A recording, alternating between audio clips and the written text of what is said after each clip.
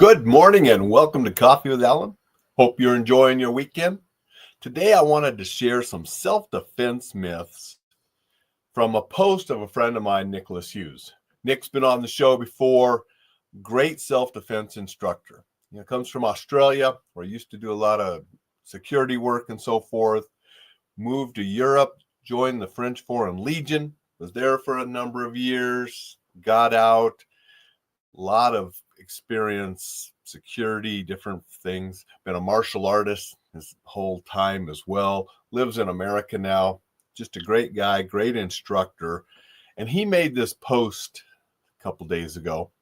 And I wanted to share some of this because I think he points out some really good myths that a lot of people fall into thinking. So we're going to share that.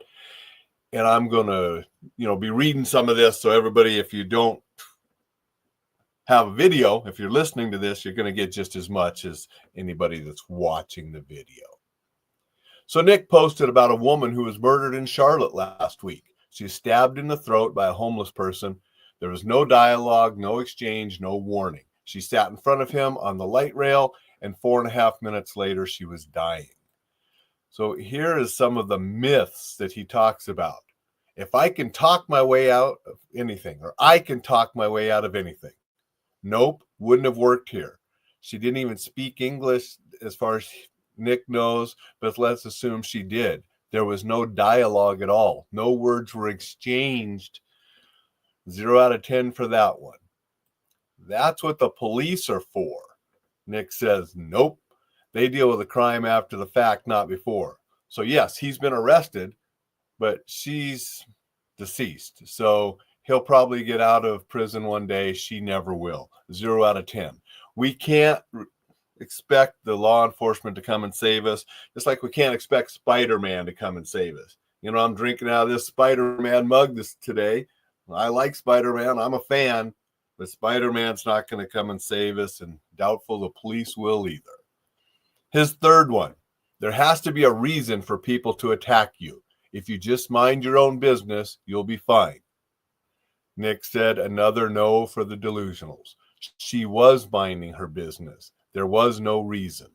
That's another 0. Number 4, it will never happen here. Nick said, where is this magic place of no crime? I'd love to know. I'll move there in a heartbeat. Another 0. Number 5, the light rail is safe. They have security and cameras. Nick said, well, the cameras were a big help in watching her get murdered, and they were able to identify the killer. But she's dead, right? And if you were sitting in front of that guy, you'd be dead too. Another 0 out of 10. Number 6, I carry a concealed weapon. I don't need self-defense training. Nick said, if it wasn't in your hand when he pulled the knife, you wouldn't have gotten it out in time to do a damn thing. It's called the 21-foot rule or tool or drill. Another 0 for delusionals. Number 7, in the words of the truly Victorian premier in Australia, and this was a quote out of this person, a political leader in Australia, the best thing you can do if you're being attacked is to call the police. Nick said, nope, another 0. She'd still be dead. And it's hard to talk to the emergency operator when you've been stabbed 3 times in the throat. Number 8, that only ever happens in movies. You're paranoid. Nick said, apparently not. Maybe you should hire a medium and tell that to the murder victim and her family. Another 0. Number 9, dude, I train in Brazilian Jiu-Jitsu, MMA, Taekwondo, kickboxing.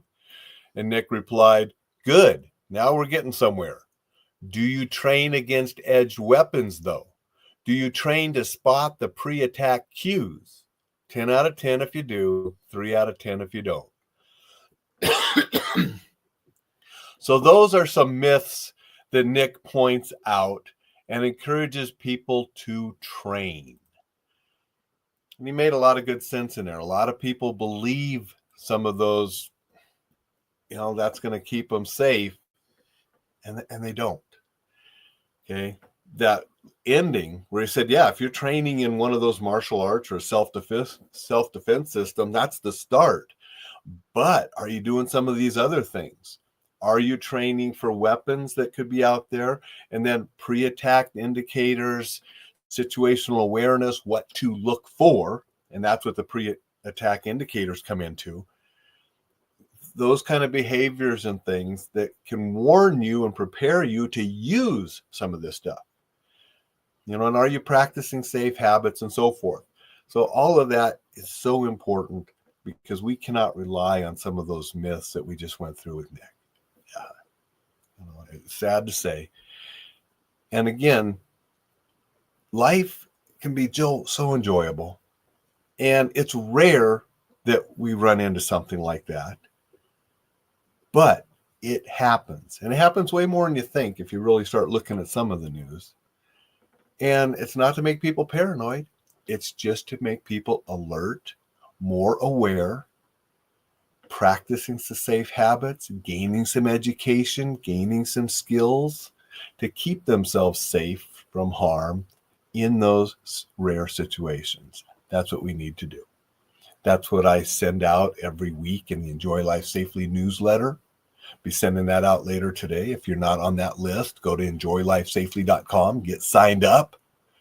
Information on staying safe, defending yourself, living with the warrior's edge so you can enjoy life and be exceptional. So all that kind of stuff is in there. You can get it for free at enjoylifesafely.com. That's why I'm working on additional courses to help you with some of these topics. Okay? Because I just want you to have some knowledge, have some training so you can enjoy more of life safely. Say good morning to Thad. Thad's here. Thank you for being here, Thad. And good morning to you as well. Everybody, make it a super Sunday. Enjoy this weekend. Gonna say good morning to Dixon. He just came in with a comment before I leave. Dixon said, a disturbed individual for sure, hidden amongst our homeless. Yet another thing that needs to be cleaned up. It does. And there's so much mental illness going on in that category. It is the same that I talk about the mental illness problems that involve the active killers that go on. I mean, you are not normal state of mind, and I'm not a doctor, but you're not normal state of mind if you want to go kill innocent people for no reason. There's something wrong, and it's a mental illness, whatever you want to call it. Like I said, I'm not a doctor, and I've been criticized sometimes for using un-PC words to categorize some of these people, but you're not right in the head if you want to go kill innocent people, and we need to do something about that. I don't know all the answers. It's just I do know we need to do more on that problem. And because too many people are killed because of it. So we do need to fix that. Everybody, make it a super Sunday.